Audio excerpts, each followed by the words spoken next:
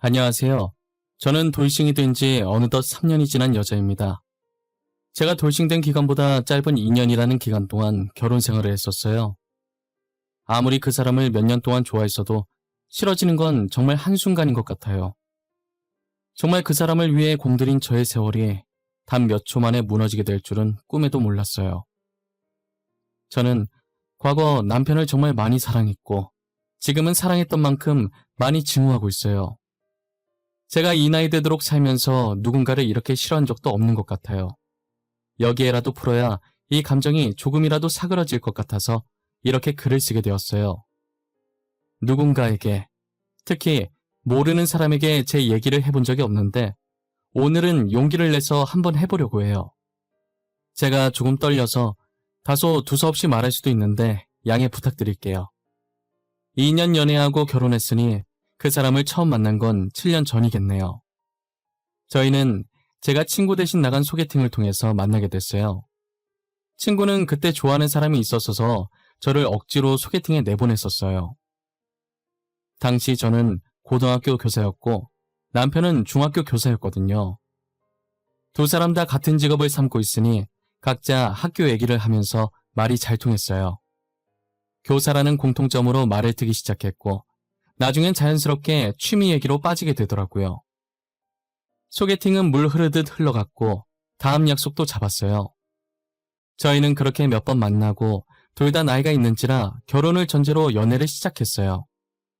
저희는 짧다고 하면 짧고 길다고 하면 긴 2년이라는 연애를 끝마치고 부부의 연을 맺게 되었습니다. 저는 친정어머니, 아버지도 두 분 다 건강하게 계셨고 여동생, 남동생 있는 동생 부자였어요. 남편은 외동에 20살이 되던 해에 사고로 아버지를 여의고 혼자서 어머니를 모시고 살고 있었어요. 남편이 못 살았던 건 아닌 것 같은데 시아버지께서 생전 돈을 되게 중요하게 여기셨다고 하더라고요. 시아버지께서 어릴 때 못 살았다가 커서 막노동하고 안 해본 일이 없을 만큼 열심히 일해서 다 무너져 내려가는 집안을 일으켰다고 하더라고요. 그런 걸 보고 자라서 그런지 남편과 시어머니도 돈과 명예를 중요시 여기는 것 같았어요. 아무래도 이 세상은 돈과 명예가 있어야 살아남을 수 있는 세상이었으니까요. 친구들한테 말도 못했었는데 사실 저는 제대로 된 프로포즈도 받아보지 못했어요. 남편은 선물 같은 건 다 보잘것없다고 진실된 마음만 있으면 되는 거 아니냐며 진심을 눌러 담은 편지를 주며 프로포즈를 했어요. 당시 저는 뻔한 프로포즈가 아닌 다른 사람과 다른 특별한 프로포즈를 받은 것 같아 감동이었지만 지금 생각해보면 돈 아까워서 돈 안 드는 선에서 하려고 많은 노력을 했던 것 같아요. 저는 선물에도 저를 생각하며 골랐을 그 사람의 진심이 담겨있다고 생각하지만 편지는 직접 손으로 한자 한자 적어야 하기에 더 의미가 있게 느껴졌었어요. 그리고 편지는 쓰는 내내 계속 제 생각을 하면서 썼을 거 아니에요. 저는 이 사람은 뻔하지 않고 늘 제 예상을 빗나가는 특이한 사람이구나 싶었어요.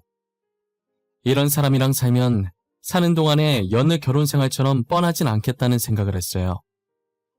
결혼한 지 얼마 되지 않아서 그 생각은 정말 처음 생각했던 의미와는 전혀 다른 의미로 제게 와닿았어요. 제 바람보다 훨씬 더 뻔하지 않은 결혼 생활에 당황한 적이 한두 번이 아니었거든요.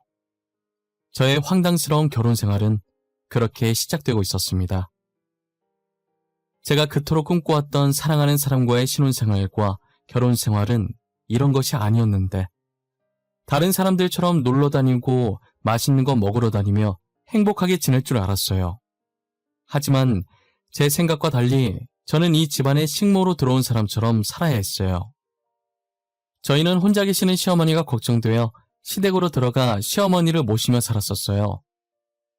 저는 당시 효자 아들이라 그런 줄 알았는데 알고 보니 집 살 돈이 아까워서 본가살이를 한 것이었어요. 연애할 때야 남편이 돈 계산하는 거 보면 알뜰살뜰하다, 돈 관리 잘하는 게 멋있어 보인다 정도로 보였죠. 시집 오기 전엔 시댁 식구들이 이렇게까지 짠돌이인 줄을 몰랐어요.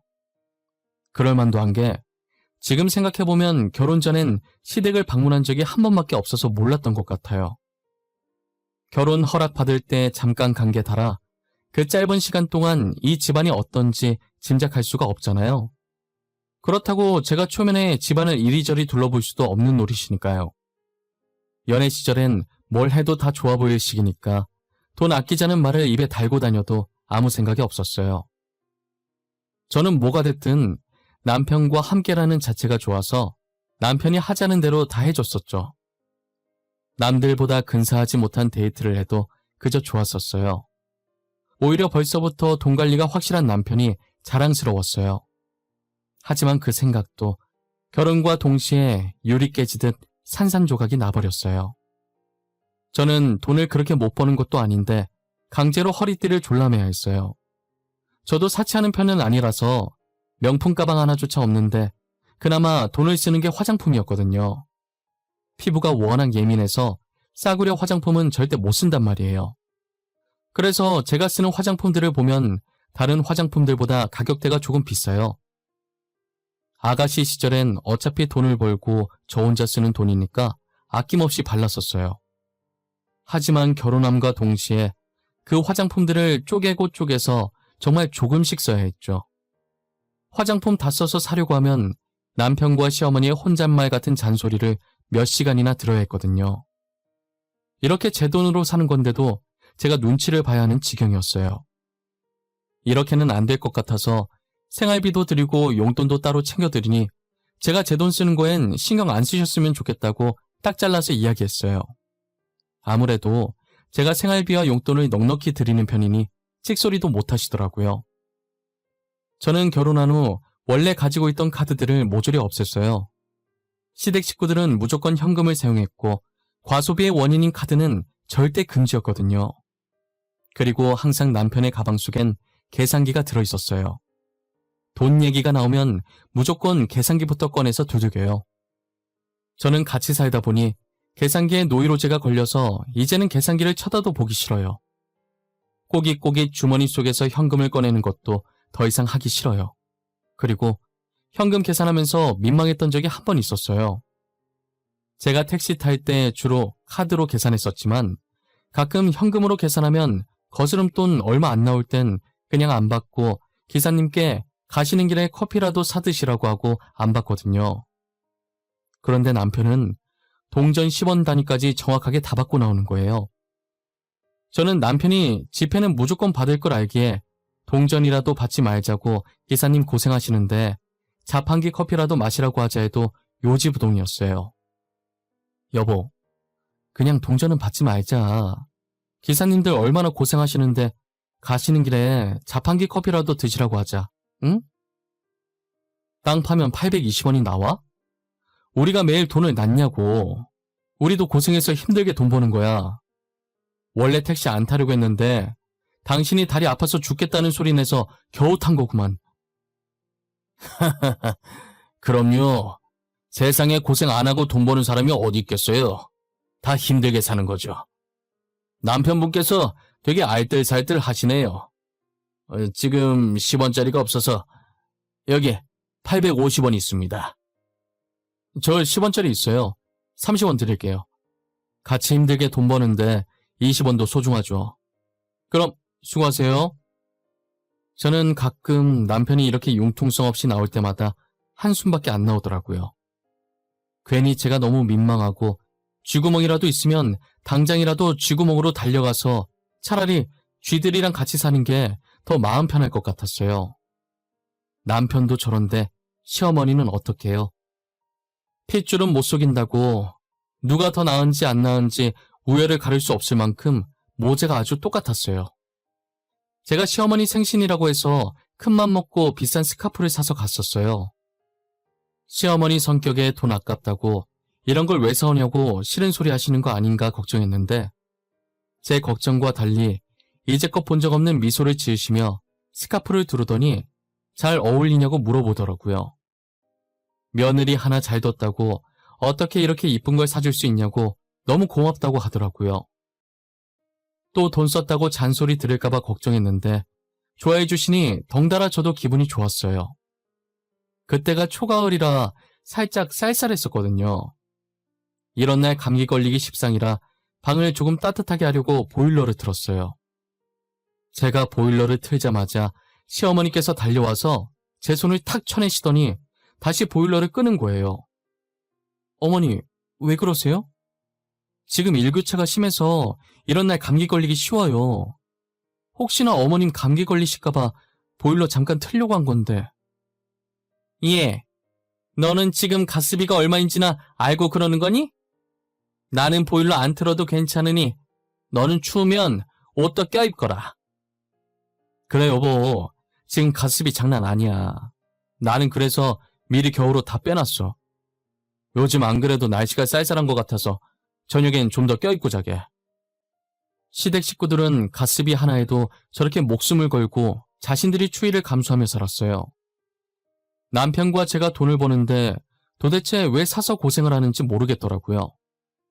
제가 준 선물도 자신들 돈 든 게 아니라서 좋아한 것 같아요. 시댁 식구의 짠돌이 근성은 보일러뿐만이 아니었어요.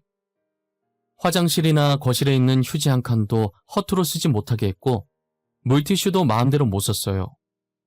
자기들끼리 아예 상황에 맞게 써야 할 휴지 칸수도 정해놨더라고요. 그리고 화장실 수압이 너무 약하고 물도 너무 적게 내려와서 고장난 줄 알고 사람을 불러야 하나 싶다가 남편과 시어머니 성격에 변기에도 무슨 짓을 했을 게 분명하다는 생각에 변기 뚜껑을 열었어요. 아니나 다를까 수도세 아끼려고 변기 안에 벽돌을 넣어 놓으셨더라고요. 그런데 하나가 아니라 넣을 수 있을 만큼 최대한으로 양껏 넣어놨더라고요. 여러분들이 그 모습을 실제로 봤어야 하는데 저는 변기 속 벽돌과 대면하는 순간 기가 찼습니다. 아무리 수도세 아끼려고 한 것이지만 이건 진짜 너무하다는 생각도 들었어요. 그래서 거기서 그나마 작은 벽돌 하나를 남편과 시어머니 몰래 빼버렸어요. 변기도 이렇게 해놓는데 당연히 저희가 씻는 것도 마음대로 못했죠. 목욕을 하려고 하면 시댁 식구가 정해놓은 물만큼만 통에 받아서 쓸 수 있었어요. 아무래도 그 물로 몸도 씻고 머리도 감아야 하니 머리 감으면서 머리 헹굴 때 물이 몸까지 쓸려 내려오게 씻을 수밖에 없었어요. 그래야만 정해놓은 물에 맞게 머리를 감고 몸을 씻을 수 있었거든요. 심지어 빨래도 세탁기로 돌리면 손빨래하는 것보다 물을 많이 쓰고 더군다나 전기세까지 잡아먹는다고 무조건 손빨래를 고집하세요. 제가 보다 못해 시어머니께 생활비 조금 더 드릴 테니 세탁기 쓰라고 했지만 그 돈은 모아두라고 직접 손으로 빨면 되는데 왜 쓸데없이 돈을 쓰려고 하냐고 하시더라고요. 그리고 저희는 조선시대 사람 마냥 항상 정확히 저녁 7시가 되면 냉장고를 제외한 모든 전기를 차단해요. 저희가 자는 동안 쓸데없이 돌아가는 기계들의 전기세도 아깝다는 거죠. 그래도 음식은 상하면 안 되니 냉장고를 제외한 모든 전기를 다 끊어버려요. 전기가 끊기면 할 게 없으니 어쩔 수 없이 강제 취침을 해야 했어요. 출근을 위해 알람을 맞춰야 해서 집에 오면 최대한 휴대폰을 안 봐요. 혹시라도 배터리 닳아서 알람 소리 못 들으면 큰일이니까요. 저는 항상 출근해서 휴대폰 충전하거나 보조 배터리로 충전해야 했어요. 옆에 앉아 계시는 선생님은 제 사정을 알아서 제가 오자마자 휴대폰 충전하면 안쓰럽다는 듯 저를 쳐다봐요. 저는 하소연할 수 있는 사람이 옆자리 선생님과 친정 부모님 딱 3사람뿐이었어요. 한 달에 2번 정도 혼자서 친정에 가는데 갈 때마다 친정 부모님한테 하소연을 해요. 친정어머니는 시어머니께서 나이가 있으신 분이니 어쩔 수 없다고 이해하라고 하더라고요. 주영아 어쩌겠어. 너네 시어머니께서 나이가 조금 있으시잖니. 결혼해서 그 집안 사람 됐으면 너가 참고 이해해야 하지 않겠니? 엄마, 나 결혼 괜히 한 것 같아. 남편도 만만치 않아. 연애할 때는 알뜰한 게 보기 좋았거든? 요즘 사람들 돈 흥청망청 쓰는 사람 많으니까. 근데 이건 해도 해도 너무 심한 것 같아. 아무래도 이 서방이 사돈을 보고 자라면서 배운 게 절약하는 것이니 그렇게 크는 건 당연한 거 아니겠어. 그래도 돈 펑펑 쓰는 것보단 낫잖아. 아, 엄마. 며칠 전에 내가 500원짜리 껌을 하나 샀었거든? 직업 특성상 말을 많이 하니까 입에서 단내가 나는 거야. 그래서 쉬는 시간 잠깐 먹으려고 껌을 샀는데 현금 영수증을 하라는 거야. 500원짜리 하나 사고 현금 영수증을 하라고 했다고?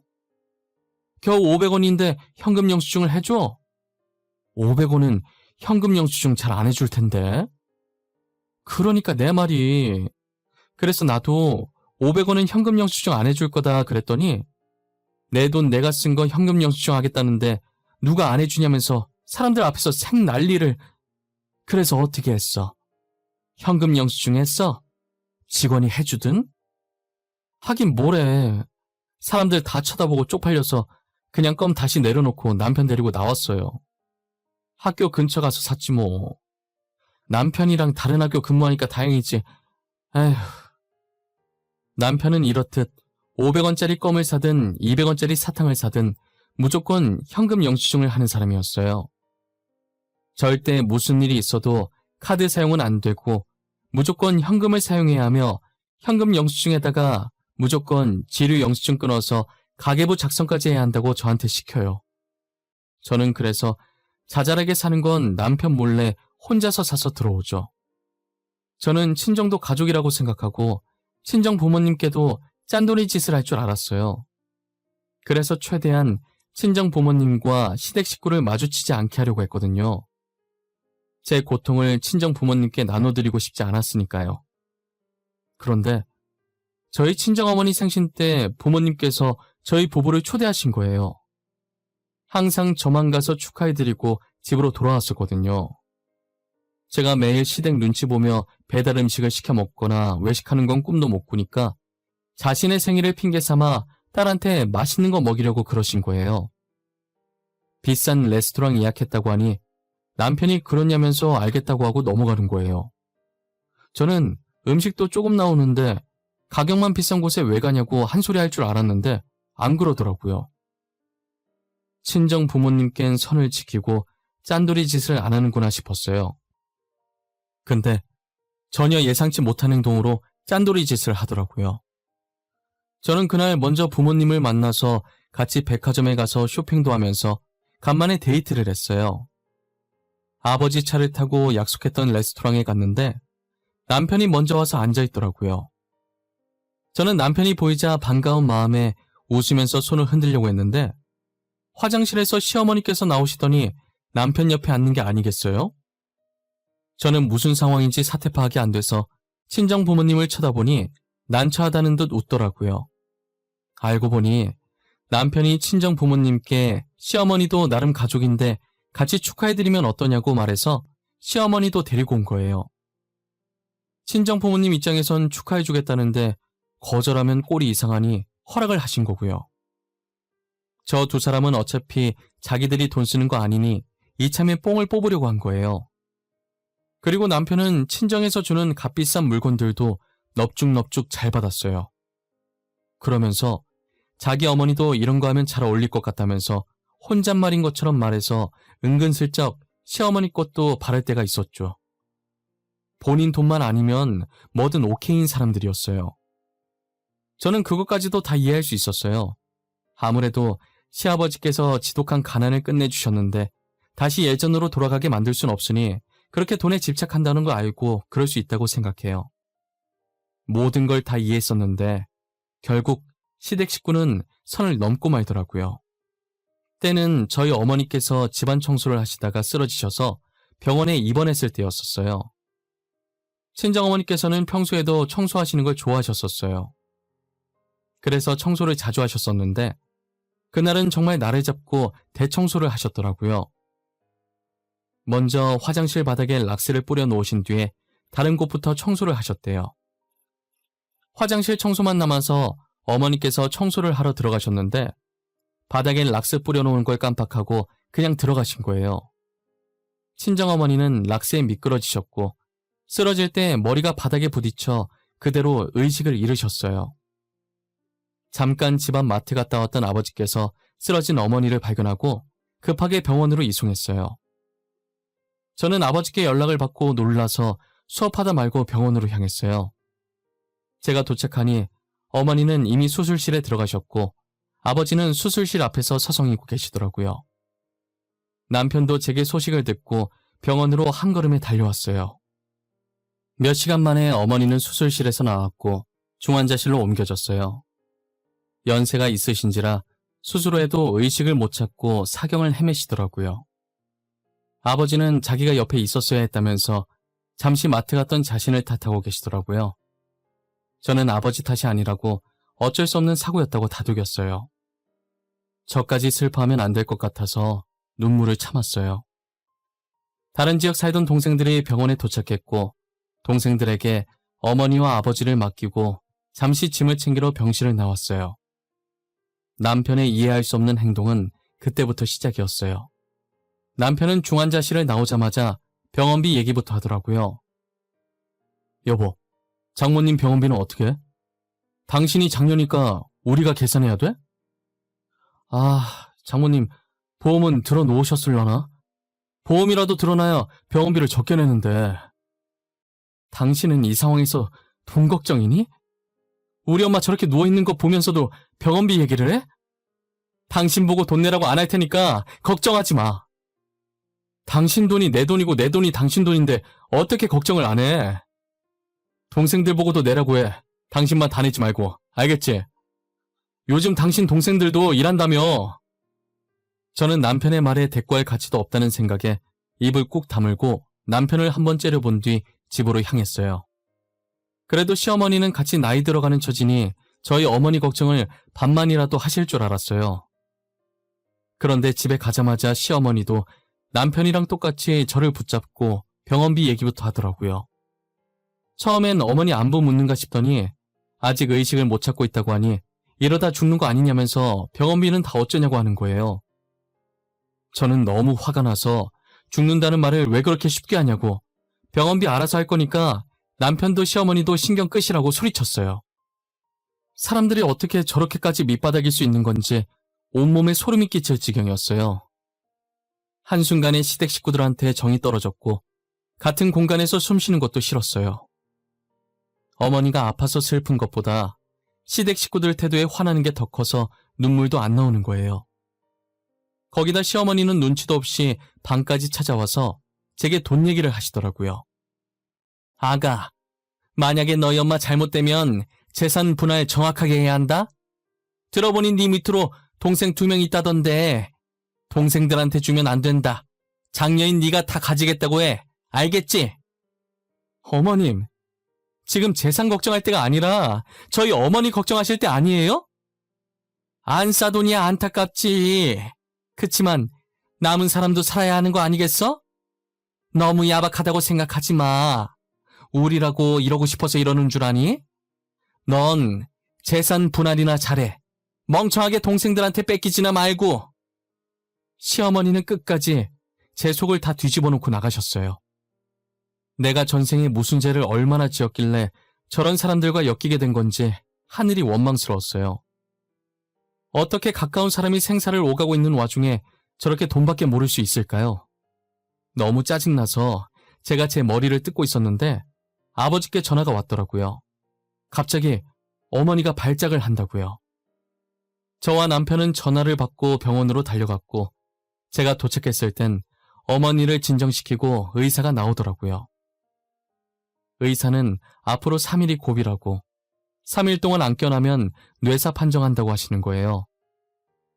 의사 말을 듣고 이번엔 남편이 저를 끌고 나와서 재산 얘기를 하더라고요.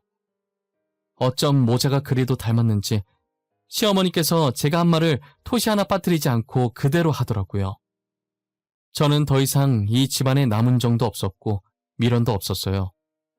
친정어머니 문제만 해결하면 바로 이혼해야겠다고 마음먹었어요.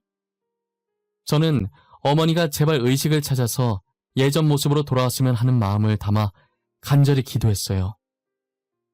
하지만 신은 도대체 저한테 뭐가 그리도 화가 나셨는지 제 기도는 들어주시지 않았고 저희 친정어머니는 하루도 못 버티고 새벽에 다시 발작하시다가 결국 돌아가셨어요. 저는 급하게 장례식 알아보느라 바빠 죽겠는데 남편은 아직 재산 안 받았냐고 하는 거예요. 처음에는 한숨만 쉬고 남편을 무시했으나 제가 대답해 줄 때까지 쫓아다닐 기세로 제 뒤만 졸졸 따라다니더라고요. 당신 재산 받은 거 없어? 장모님 유언장 아직 안 봤어? 당신 장녀니까 당신한테 주신다지? 당신 재산 받은 거 있으면 조금만 나눠주라. 나도 사이잖아. 받을 권리 있는 거 아니야? 적당히 좀 해. 지금 뭐 하자는 거야? 가뜩이나 엄마 돌아가셔서 심란한데 왜 그래 정말? 제발 철 좀 들어라 인간아. 언제까지 계속 돈돈거릴 건데? 당신 죽어서도 돈돈거릴래? 너 치사하게 그럴래? 그게 아니라 우리 집 말이야. 10년도 더 된 집인데 리모델링 한번 할 때 됐잖아. 그런데 나한테 그런 큰돈이 어딨겠어? 어차피 당신도 같이 사는 집이고 재산 받은 거 있으면 3천 정도만 좀 주라. 리모델링 좋아하시네. 당신한테 줄 돈 따윈 없어. 그러니까 좋은 말로 할 때 그만해라. 도와줄 거 아니면 차라리 집에 가 있어. 사유는 진작에 죽고 없다고 할 테니까. 알겠어? 저는 돈 달라는 남편의 말에 싫다고 분명히 말했는데 결국 장례식까지 와서 계속 재산 얘기를 하더라고요. 혹시나 이런 모습을 친정아버지가 보시게 될까봐 조마조마하며 남편을 쳐냈어요. 그러다 아버지께서 화장실에 갔고 저는 그때 잠시 방심했던 거예요. 볼일 보러 가신 줄 알았는데 잠시 손만 씻으러 가신 거였어요. 화장실에서 나오신 아버지는 우연히 복도에서 남편이 제게 하는 얘기를 들으신 거예요. 아버지는 제가 말릴 틈도 없이 남편에게 가서 남편 뺨을 내리치셨어요. 방심한 상태에서 엄청난 힘으로 맞은 남편은 보기 좋게 나가 떨어졌어요. 아버지는 남편에게 삿대질을 하시며 다시는 우리 집안에 발도 들일 생각하지 말라고 하셨고 저를 보시더니 저딴 사이 필요 없으니까 당장 이혼하라며 저를 데리고 장례식장 안으로 들어갔어요. 와중에 남편은 뺨 맞고도 정신을 못 차렸는지 친정아버지 다리 붙잡고 자신한테도 재산 준다고 하라고 그러면 이혼하겠다고 울부짖더라고요. 저는 끝까지 밑바닥을 보이는 남편에게 오만정이 다 떨어졌고 친정아버지는 남편의 손을 뿌리치고 더러운 것 묻었다는 듯 다리를 털었어요. 저는 어머니 장례식을 마치자마자 남편과 이혼을 했어요. 재산 안 주면 이혼 안 하겠다고 버티는 통에 이혼 소송을 하게 됐죠. 긴 소송 끝에 판결은 저의 손을 들어주었고 아직 아이가 없는 탓에 위자료는 조금밖에 못 받았지만 소송을 통해 그동안 제가 받은 정신적 피해 보상으로 2천만 원을 받아냈어요. 아버지한테 그렇게 맞고 무서워서 친정 근처에도 안 올 것 같던 전 남편이 친정까지 찾아와서 제게 따지더라고요. 이혼에 위자료에 피해 보상까지 한 걸 알고 시어머니가 쓰러지셨다면서요. 야, 너 이제 어쩔 거야? 너 때문에 우리 엄마 쓰러졌는데 어떻게 할 거냐고! 너 우리 엄마 정신적으로 피해 입은 거 보상해줘야 할 거야. 내가 고소할 거니까! 백날 고소해봐라. 자기가 잘못해놓고 정신적 피해 보상 바란다고 하면 판사도 웃겨서 박장대소할 거다. 괜히 나대다가 쪽당하지 말고 그냥 꺼져. 너 정말 1억이야? 그래, 내가 잘못했다. 그런데 우리 엄마 입원해서 병원비 들게 생겼단 말이야. 나 알잖아. 나 당신한테 위자료 주고 돈 없는 거. 그래도 함께한 세월이 있는데 200만 원이라도 주면 안 돼? 아니, 100만 원이라도.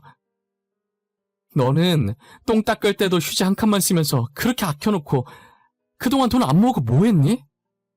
돈 쓸 구석이 전혀 없었는데 돈 안 모으고 뭐 했냐고. 주식으로 다 날렸어. 친구가 이번엔 진짜 대박 건수 잡았다 해서 모아둔 돈 다 투자했단 말이야. 그런데 이렇게 될 줄 누가 알았겠어?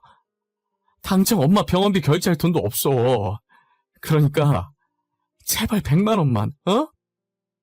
전 남편은 끝까지 100만 원만 달라며 제 바지가랑이를 붙잡고 매달렸어요. 저는 그간 같이 살았던 세월을 생각해서 지갑에 있던 10,000원짜리 10장을 던져주고 자리를 떠났어요.